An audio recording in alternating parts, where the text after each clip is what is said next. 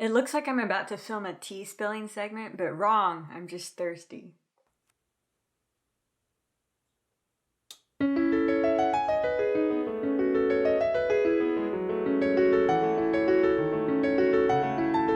It would be great to start this video with talking about how I first heard about Lolita fashion, but honestly, I can't pinpoint a particular time that I first heard about it. I've been an anime fan since around 2007, and from what I can gather, Lolita was particularly booming during that time.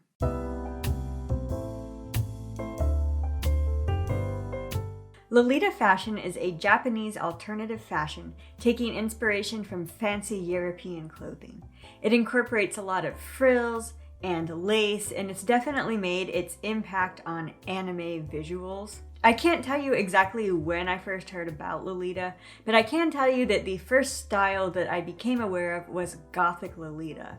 And I'm pretty sure that for a while I thought that there was just one style, and it was called Gothic Lolita. One anime that I didn't even watch but was still somehow obsessed with was Rosen Maiden, which was a show where all of the characters were ball-jointed dolls and they wore Lolita. And Lolitas actually hate being compared to dolls, so I have to place this as a caveat that Lolitas are not trying to look like dolls when they wear these clothes, but ball-jointed dolls at this time were also particularly booming, and a lot of times ball-jointed dolls were wearing Lolita. In general, Japanese fashion dolls will follow the trends and emulate popular J fashions, so there are also a lot of dolls that wear morike, decora, etc. And for a particular time, the two hobbies of Lolita fashion and ball-jointed dolls were really hand in hand in close proximity. So especially since this is a doll figure collecting channel, I do have to mention the importance that dolls played in my own journey to Lolita. Another notable anime for me was Chobits. I loved all of the pretty dresses that Chi and Freya wore. They were something that I had never really seen before and really gave the anime a strong visual presence. And it's amazing what a grip this goth edgy style had on anime in general. Even shows that were not overtly Lolita or outfits that were not Lolita outfits carried that vibe with them. And for a while, every character, whether it was relevant or not, would have a figure or an illustration of them dressed in Lolita. There aren't any Lolita figures in my collection, but my old Pure Nemo, who I named Kagura, she came wearing Gothic Lolita.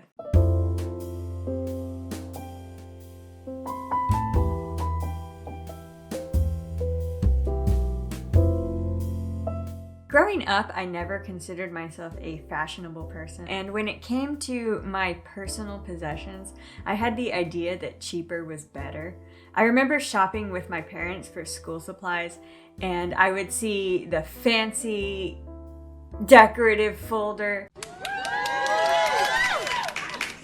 and I would see the plain 99-cent cheap folder. And I would think, why would I, ask my parents to get me the fancy one when we could just save money and get the cheap one? After the record-setting vote, you are safe. And this definitely started from the desire to save money. But honestly, if I had asked for those things, I think my parents probably would have bought them for me. So another part of it just came from me. I got bitten really badly by the not like other girls bug, and I really rejected anything that was cute and girly. And it wasn't because I didn't like being a girl, it was because I really rejected the idea of being a girl that was sold to me.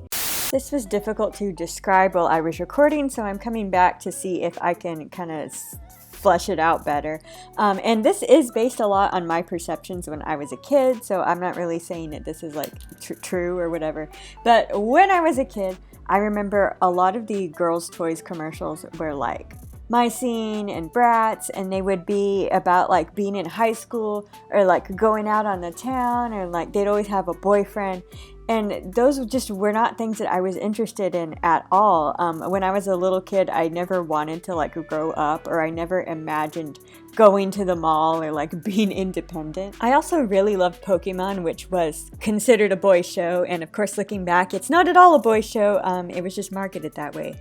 I think that if My Little Pony Friendship is Magic had come out when I was a kid, it would have been right up my alley. And looking at that show, like, it has all of the girly elements to it, which I still like. Like, I like clothes and, you know, I like having friends and stuff like that. But My Little Pony presented it in a way that I think I would have been much more receptive to. And I don't know, maybe if there were more shows like that, and maybe if the things I liked hadn't been labeled boy things, then I might not have gone down the not like other girls route. But I did. So I labeled myself as a tomboy, and I would say in hindsight that that wasn't really an accurate label, but that was what I was to myself. And I wore a lot of boy clothes because I liked how they fit. And I know that's the thing for some people, but it definitely wasn't for me, because I have this very powerful memory of being with my cousins. We were at a pizza restaurant and we were looking for a table, and I was wearing an oversized Dialga t-shirt and khaki shorts. And I remember just feeling so uncomfortable with myself and thinking like, this isn't me.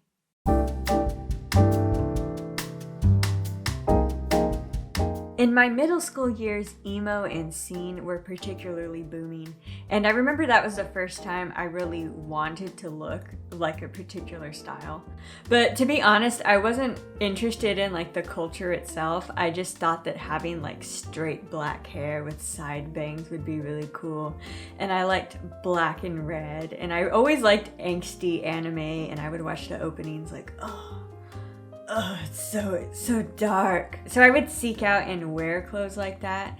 And my attempted scene phase lasted until probably the end of high school, when I had yet another powerful moment where I was walking my dog and I was wearing like jeans, and I had this hoodie that had like, it was black and red, and it had kitties on it, and it had like kitty ears. And I remember I saw these girls across the sidewalk, and these girls didn't even look at me. They probably didn't even notice me.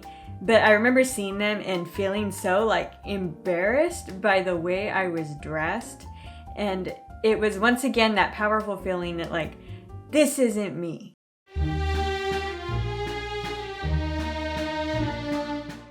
In early college, I had my Tim Gunn make it work phase. Make it work. Go, go, go. Do it. Go so. Work, work, work. Make it work.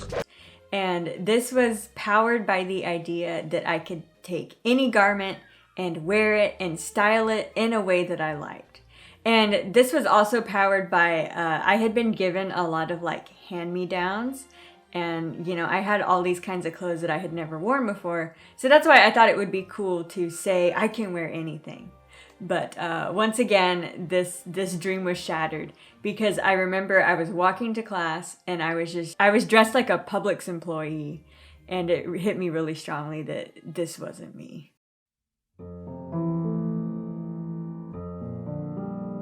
Shortly after this, I started cosplaying, which once again expanded the kinds of clothes I was wearing, and I became more comfortable with myself and also with figuring out what it was I even liked to wear.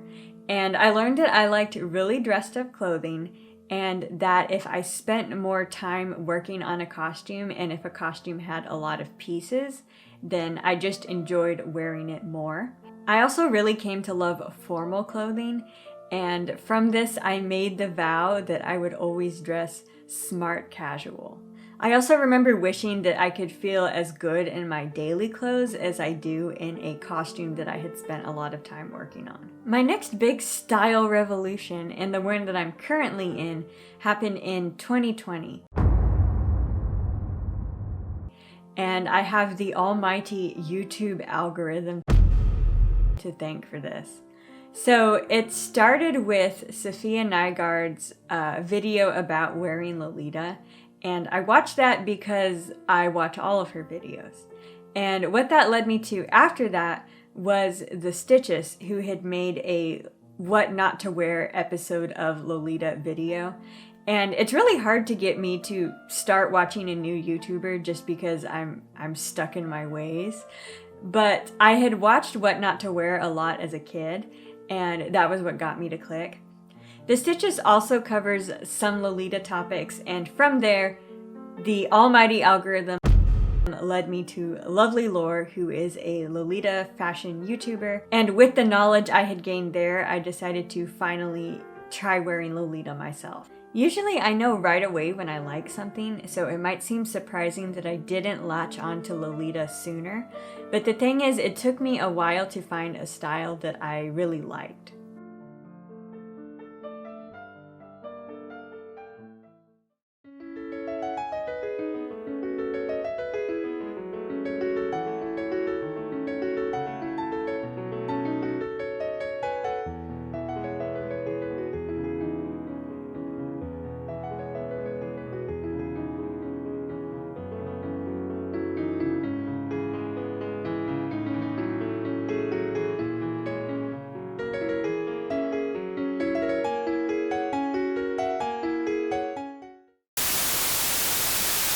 So I like history, especially styles from like the 1920s and the 1940s. And I think what I liked about Lolita is that it reminded me of a time when people dressed more formally. So there are countless substyles of Lolita, but three popular ones I would say are Gothic, Sweet, and Classic. And by moving through each of these styles, I was able to find the one for me. So Gothic Lolita, my introduction to it all, according to the Gothic Lolita wiki, is a style that is primarily influenced by Victorian-inspired Gothic styles. Common motifs in Gothic Lolita often include crosses, bats, skulls, coffins, chandeliers, deep red roses, and castles. Darker colors such as black, navy, maroon, and deep purples are all common in Gothic Lolita. So I do love dark colors, and I already wear a lot of them, but like with my attempted scene phase, Gothic Lolita carries an edginess that I simply do not have. I always say that my aesthetic is Halloween adjacent, because I like the Victorian vibe that a lot of Halloween decorations have, but things like skulls, bats, and coffins are things that I really don't care about or don't want to wear. So I'm not opposed to having a Gothic Lolita cord, but as far as being a Gothic Lolita, I don't think that's a look for me. Now for Sweet Lolita. So according to the Lolita Fashion Wiki, Sweet Lolita is a style of Lolita that contains features nearly exclusive to Lolita. It also is the cutest of the styles, using mini bows, ruffles, and light colors to make up an outfit. Common motifs for Sweet Lolita include, but are not limited to, desserts, fruits, storybooks, and fantasy elements. Animals and flowers are also quite common. Colors are usually baby pinks, blues, whites, and pastels. So as a teen, I absolutely had this edgy phase where like my favorite color was black, and I did wear like skulls and cool things like that. But then in college, I realized that that wasn't really me, and I embraced my femininity more in a way that I had never allowed myself to. So I became interested in wearing dresses and flowers, and I was really into pastels for a while. But then around like 2017, I was coming off of what I call my great Fire Emblem brain rot, which is when I was like obsessed with this series for a couple years, and it really took over my entire personality. And coming off of it, what I wanted to do was remember the things that had been important to me in the past and the things that had like actually shaped me so that I could get my personality back. And I looked back at that time when I first got into anime and I liked all of those edgy things, and I realized that was real. Like there was an element of that was real, and that I really do like angst, and I really do like black and red. So I really embraced that side of me more, and I think I that it helped me a lot to embrace that and just acknowledged it. I really did like those styles, even if anime isn't like that anymore, and even if I'm not cool, I do like that. And I'm talking about this in the Sweet Lolita section because I like Sweet Lolita, and I think there's a part of me that thinks it would be cool, like if I could be that cute girl who wears pink and wears dresses with little pancakes on them. And I think for a while also, since I like anime and I like Japanese things, and it was kind of hard to get Japanese things for a while, that I would see things with like cute bunnies on them and I would be like, oh my gosh, you've got to buy that. It's Japanese, it's super cute, like it's perfect. But I don't really like that kind of stuff. Like I'm glad that it exists, and Sweet Lolita, I'm glad that it exists, but it's not me. So that leaves us with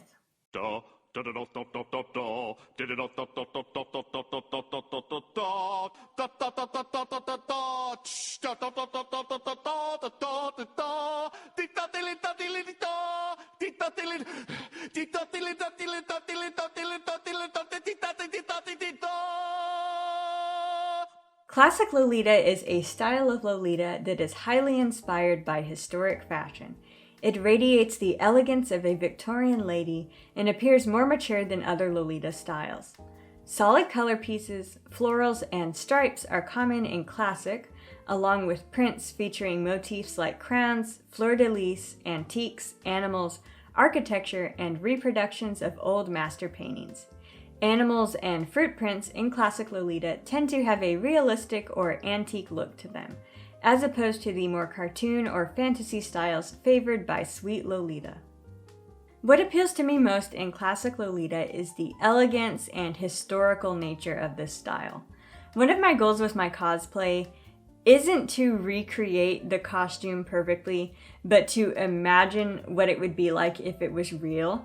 And that's the reason I use a lot of textures, and with my wigs, I go for more of a realistic over a cartoony style. So looking at Gothic and Sweet Lolita, to me, they have like kind of a fantasy vibe to them. And I like Classic because it has more of like a realistic, kind of mundane feeling to it. I love the overall realness of classic Lolita, and even though this is still a fantasy version of clothing that was worn in the past, I like the idea that maybe there was a time where you would just wear things like this and it would be like normal. Whereas with Gothic and Sweet Lolita, that it is more closely to pure fantasy. Also, I feel wild for saying this, but I don't really like printed dresses. I think that they're cool. There are some that I would definitely like to have, but overall I prefer something that's more lightly decorated or something that's solid. I also really like the details to be like up in the top or sewn onto the skirt as opposed to being printed onto it.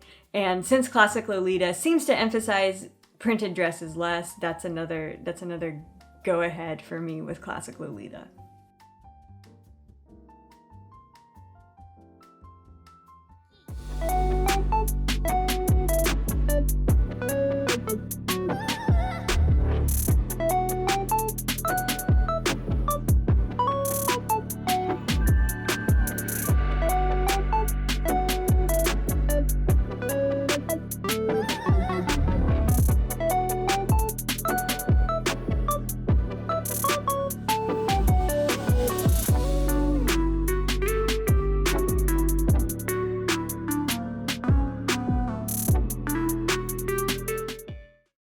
So I decided to buy my first dress from Wunderwelt. And I did this for a couple reasons. One is that the yen is really low right now, so I was able to get it for more of a deal than a website that uses like USD. Also, I wanted something right now. And the third thing is that I want to have Lolita as a hobby, but I don't want it to be as serious as a hobby as my other hobbies, which are like figure collecting and cosplay. So I don't intend to keep up with new releases. I want it to be like, I want to buy a new dress, and then I go to this website and I pick a dress. So yeah, things like having expensive dream dresses I would really like to avoid. And this website is a pre-owned website. It also feeds into like my love of thrifting, and it's really exciting to just go and see what they have and pick the thing I like the most and buy it. So I have a pretty good handle on what it is that I like, just based on the clothes that I wear normally. And my strategy for picking my dress was to just go to the website and fill up my cart and pick out the thing that I like the most. And after I did that, I realized that all of the dresses that I had picked were dark colors with long sleeves. And this is perfectly fine, but I also want to start wearing Lolita like to meets and stuff. That was one thing that kind of also made me interested in Lolita, is that there's a community aspect to it. Not to say that I haven't made friends in my other hobbies, but figure collecting, a lot of friends that I make are like online, and unless you have a really tight community, doing like meetups for figures isn't really a normal thing. Then with cosplay, I don't really like to do like group cosplays, and I live really far away from people, so it's hard to like meet up casually and do like crafting days or group photo shoots or make TikToks or whatever. So with Lolita Fashion having like organized meetups where we go to a place and, you know, we'll all be there, that was really appealing to me. So what I'm saying with this is that I want to wear Lolita now, and right now it is summer. By the powers of naughtiness, I command this particular summer to be really, really hot. And I used to say, I'll wear whatever I want and I'll suffer the consequences, but I really don't want to do that. Like, if I buy the velvet black dress I was looking at, it will not end well. So since planning my cord around a dress wasn't working out, I decided I would plan it around a different piece, and I went to the hat category. And that is where I met her. So this is a ladies dress hat by Innocent World, and pretty much as soon as I saw it, I knew I had to have it.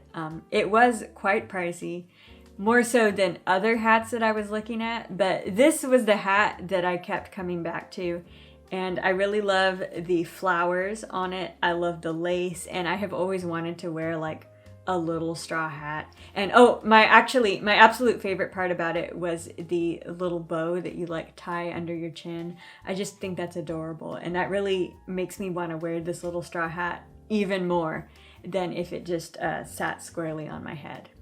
And before, this hat was a really good choice in helping me plan my cord, because before this I was envisioning a very dark, almost funeral look with a big black wide-brimmed hat and a black dress, and like I said earlier, I would have absolutely roasted in that. I would still like to put that cord together, but this straw hat, this was it. And what this led me to was making a casual and more summery look.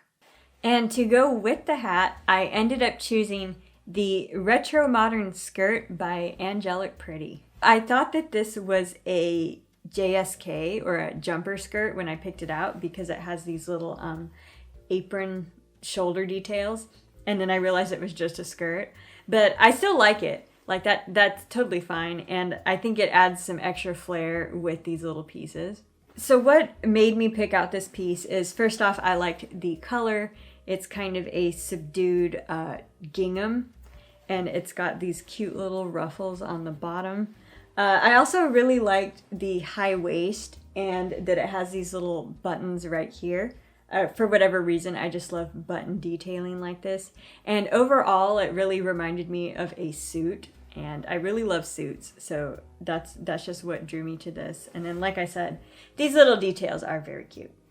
So I had not like originally planned to buy a blouse, but you know, now that I had a skirt, I needed a blouse. So I got this ivory Miho Matsuda one. So the ivory of the shirt picks up the kind of ivory color of the hat, And the lace, wow, the lace is like identical. I never realized that before. And the main reason though that I picked out this blouse is because all of the details are right up here by the neck and there are no buttons. So I do love me a good button-down shirt. But since there are already buttons here on the waist, I thought it would be weird to have like waist buttons and then buttons right here. Like it just wouldn't make any sense. So that's mainly why I picked out this top. But it also has lots of cute details on the sleeves and gathering. And also an ultimately good thing about getting a skirt as my first piece is that I can change out the top and get more wearability out of it. So now that I have shown you everything I got for my cord, let's try it on.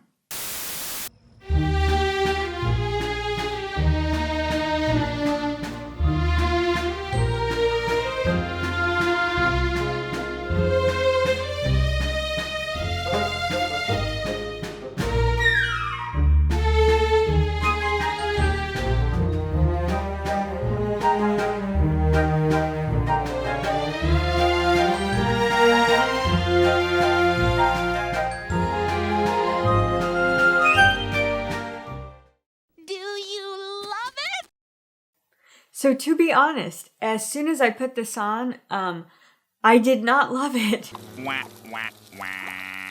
I was really looking forward to my like perfect moment of the culmination of my waiting.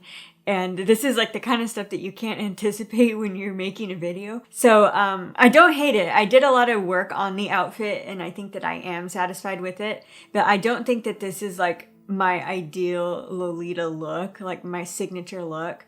But you know, that's kind of how things are. I'm really happy to have the whole outfit. And actually, I was hoping that when I started doing Lolita, since I always wear wigs for cosplay, that I could do it with my real hair. But when I planned that was when my hair was longer and it sort of fit into the look I was going for better. Now that I've cut my hair, I tried it on with my own regular hair. Really didn't like it. And that is where I put the wig on. And I think that this wig really saved it. When I first put this on, it had the heavy cottagecore vibes. And it like kind of messed with my self-image because that's not how I see myself. But when I put the wig on, it kind of helped with that like private academy look that I was going for. It added like a dark, maybe more mature feeling to the coordinate.